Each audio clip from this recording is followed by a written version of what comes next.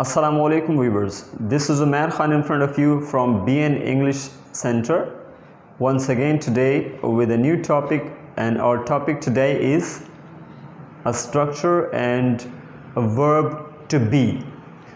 Viewers, आज जिस topic को हम डिस्कस कर रहे हैं वर्ब टू बी, ये verb to be English language का एक बहुत ही बेसिक पॉइंट है। अगर आप इस टॉपिक को अच्छी तरह से समझ लेते हैं और अपनी स्पीकिंग में इसको यूटिलाइज़ करें तो आप बहुत अच्छी इंग्लिश बोल सकते हैं। वीवर्स, आज का लेक्चर और इसके बाद इस टॉपिक से रिलेटेड जितने भी लेक्चर्स हैं आपने उनको मिस नहीं करना है, और इस लेक्चर में मैं आपको जो कुछ समझाने जा रहा हूँ वो बहुत इम्पॉर्टेंट है। वीवर्स, आपको काफ़ी मदद मिलेगी उससे, तो एक लम्हा भी मिस मत कीजिएगा। और इसके बाद इससे रिलेटेड जितनी भी वीडियोस हैं उनको भी आपने मिस नहीं करना है वीवर्स, ताकि आप अच्छी तरह से समझ सकें और आपकी स्पीकिंग इम्प्रूव हो सके, आप अच्छे स्पीकर बन सकें। तो वीवर्स, हम स्टार्ट करते हैं बेसिक इंग्लिश ग्रामर में point to be. Viewers, to be को हम स्टेटिव वर्ब कहते हैं। स्टेटिव वर्ब, टू बी एक वर्ब है जिसे हम स्टेटिव वर्ब कहते हैं। और स्टेटिव वर्ब इसको क्यों कहा जाता है वीवर्स, मैं आपको आज बताता चलूं कि इसको स्टेटिव वर्ब क्यों कहते हैं। वीवर्स, आपको पता होगा कि स्टेट के दो मायने हैं। एक है रियासत, जैसे न्यूयॉर्क, वाशिंगटन और दुबई, शारजा, ये स्टेट्स कहलाते हैं, रियासतें। लेकिन स्टेट के एक और मायने हैं हालत। स्टेट मीन हालत। तो अगर स्टेट के मायने हालत है तो स्टेटिव वर्ब के मायने हुए ऐसा वर्ब जो हालत को जाहिर करे, ऐसा वर्ब जो हालत को जाहिर करे। तो टू बी हालत को जाहिर करता है। हम आगे बात करने जा रहे हैं, आपको समझ में आ जाएगा कि ये किस तरह से हालत को जाहिर करता है। दूसरा point, irregular verb.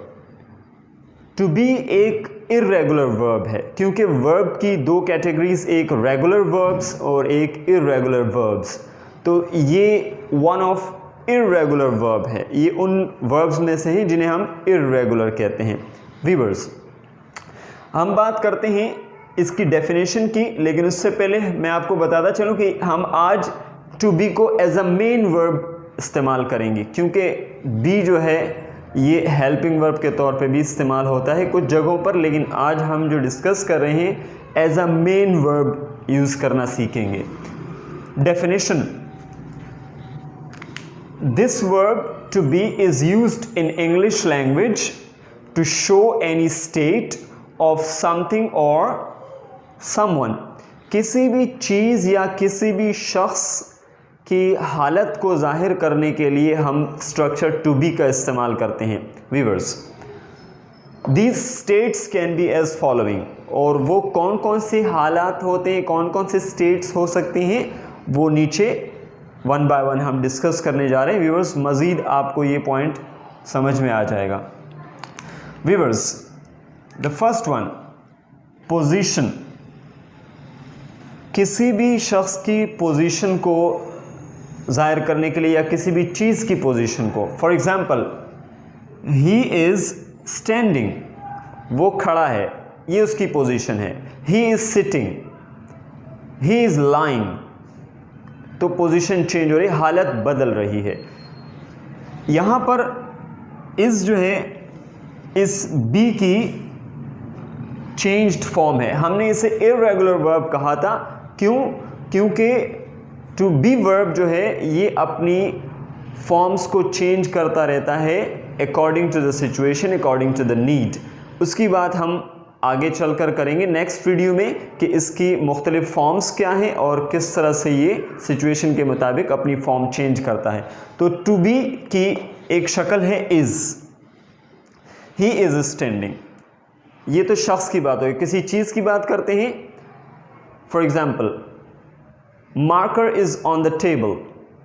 Marker is on the table, marker एक चीज़ है जो कि टेबल पर है, उसकी हालत ये है। हालत बदल सकती है, marker is on the ground, दूसरी जगह पोजीशन चेंज हो गई. So like this you can make different sentences. Chair is in the class, okay, he is on the chair, he is in the bed, XYZ. And then viewers, post और designation. किसी शख्स की कोई post है, कोई ओहदा है, किसी भी ओहदे पर है, तो उसको जाहिर करने के लिए भी हम स्टेटिव वर्ब को इस्तेमाल करते हैं. For example, I am a professor, I am a professor. Am जो है वो बी की चेंज्ड फॉर्म है.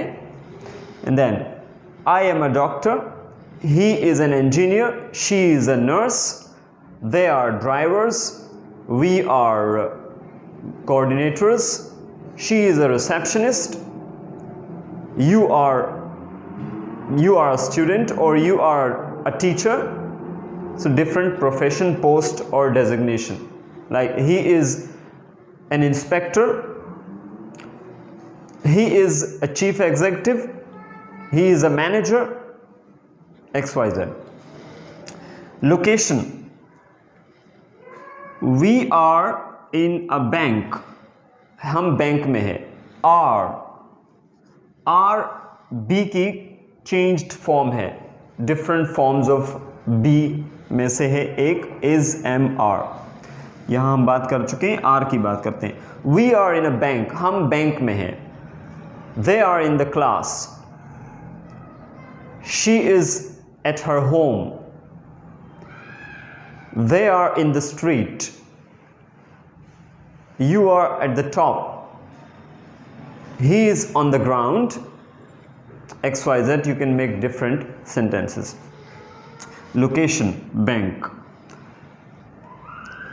Position and designation की हम बात कर चुके हैं. Telling the time, viewers, किसी को आप टाइम बताते हैं, आपसे कोई सवाल करता है कि क्या वक्त हुआ है, what time is it? इसका आंसर आप, it's 10 o'clock. व्यूअर्स, मैं आपको बताता चलूं कि टेलिंग द टाइम, टाइम के बारे में हम बात करेंगे. एक वीडियो में इस पर बनाऊंगा इंशाल्लाह. कमिंग वीडियोस में आप देखेंगे कि टाइम के हवाले से कंप्लीट एक्सप्लेनेशन में दूंगा कि आप किस तरह से अंग्रेज़ी में टाइम बताते हैं. अगर कोई आपसे अंग्रेज़ी में पूछता है कि क्या टाइम हो रहा है, तो आप अंग्रेज़ी में किस तरह से बताते हैं.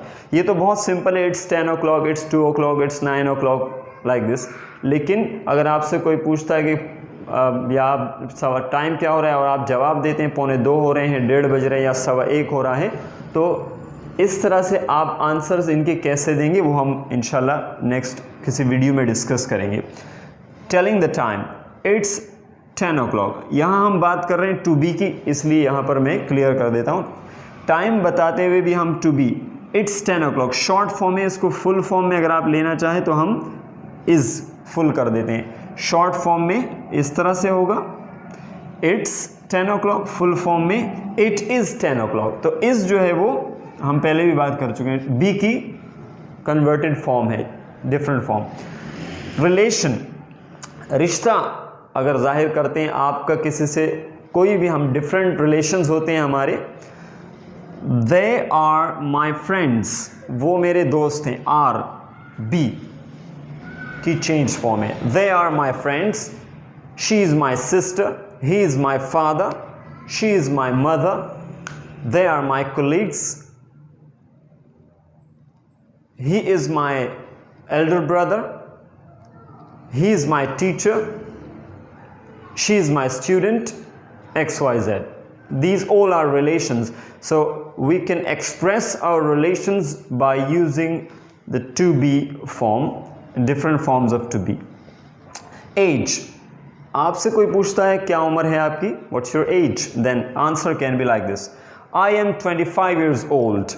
Or you can skip it. आप short answer यहाँ तक भी दे दें, काफ़ी है. I am 25.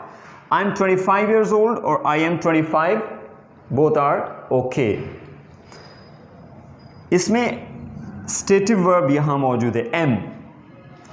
To be की changed form, am. I am 25 or I am 25 years old. This is a stative verb. ये भी आपकी एक हालत है, क्योंकि आज आप 25 हैं, 3 साल बाद आप 28 के हो जाएंगे, 5 साल बाद 30 के हो जाएंगे, तो हालत बदलती रहेगी। So this is a state, एक हालत है एज। व्यूअर्स, अगर मैं आपको बहुत ही इंटरेस्टिंग चीज़ बताने जा रहा हूँ, अगर आपकी उम्र 13 से 19 के दरमियान है और आप क्लियर कट नहीं बताना चाहते कि अगर आपकी उम्र 18 साल है और आप नहीं बताना चाह रहे हैं कि मैं एग्जैक्ट बताऊं, कोई ऐसा वर्ड मिले जिससे एग्जैक्ट नहीं पता हो, बस इतना पता चल जाए कि मेरी इतनी उम्र है, कोई बिटवीन कोई ऐसा फिगर मुझे मिले या कोई ऐसा वर्ड हो, सो दैट इज़ टीनेजर। अगर आपकी उम्र 13 से 19 के दरमियान है तो आप बजाय इसके कि अगर आप बताना चाहें कि आई एम 15 ईयर्स ओल्ड या आई एम 15, आप बोलें आई am a teenager, I am a teenager. किसी की उम्र 19 साल है, वो नहीं बताना चाहता क्लियर, वो कह सकता है I am a teenager. So you can use this word as well, I am a teenager. 13 से 19 साल वाले लोग ये जवाब दे सकते हैं, I am a teenager. And then viewers, इसके अलावा मैं आपको एक और पॉइंट बताता चलूँ। व्यूअर्स के एज के हवाले से वो लोग जिनकी उम्र 19 से ज़्यादा है और वो भी ये ख्वाहिश रखते होंगे कि हम से पूछा जाए तो हम बहुत क्लियर ना बताएं, लेकिन कोई ऐसा वर्ड मिले जिससे हम अपनी उम्र छुपा सकें। अमूमन आपको पता ही है ख़वातीन अपनी उम्र छुपाती हैं, तो उनके लिए है specially for female. And then so viewers, आपके पास कुछ इस तरह का वर्ड आता है 20s, इसको हम इंग्लिश में लिखते हैं 20s। आपसे पूछा जाए, किसी से भी पूछा जाए व्हाट्स योर एज, आपकी उम्र 20 से 29 साल के दरमियान है, तो आप कह सकते हैं I am in my 20s, I am in my 20s, मैं 20 की दहाई में हूँ। तो आपकी उम्र 25 हो, 24 हो, 26 हो, उनको पता नहीं चलेगा, just I am in my 20s। And then 30s, from 30 to 39, what's your age, I am in my 30s और आई एम इन 30s। 30 से 39 के दरमियान वाले लोग ये आंसर दे सकते हैं, I am in 30s। Then 40s, 40 to 49, I am in 40s, I am in my 40s, XYZ। Viewers, आगे आप जिस तरह से मज़ीद अगर देखें तो आप इसमें 50s, 50 to 59। So, I am a teenager, I am in my 20s, I am in my 30s, I am in my 40s, I am in 50s, XYZ. Viewers, hope you have understood this point. Now to the last one, telling price. कीमत बताना। आप दुकान पर जाते हैं, आप किसी से सवाल कर सकते हैं हाउ मच इज़ इट, या आपने कोई चीज़ ख़रीदी है। बाज़ औक़ात हम लोग कुछ ख़रीद लेते हैं, दोस्त हमसे पूछता है ये मोबाइल कितने का लिया, घड़ी कितने के लिए आपने, how much is your mobile, how much is your watch, how much is this marker. तो इसका आंसर भी आप जब देते हैं तो वो टू बी को इस्तेमाल करते हुए ये जो इज़ है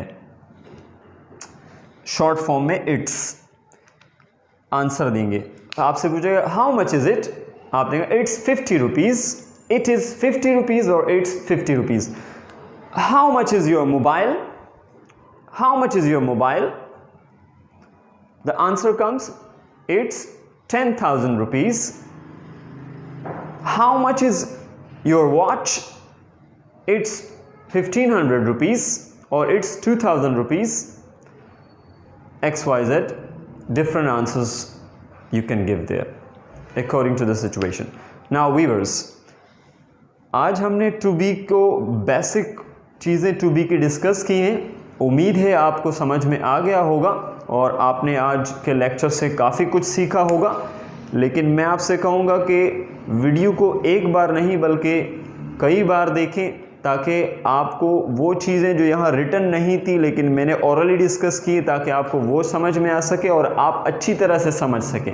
और समझने के बाद फिर भी अगर कोई क्वेश्चन जहन में आता है तो मैं आपसे कमेंट्स ज़रूर एक्सपेक्ट करूँगा।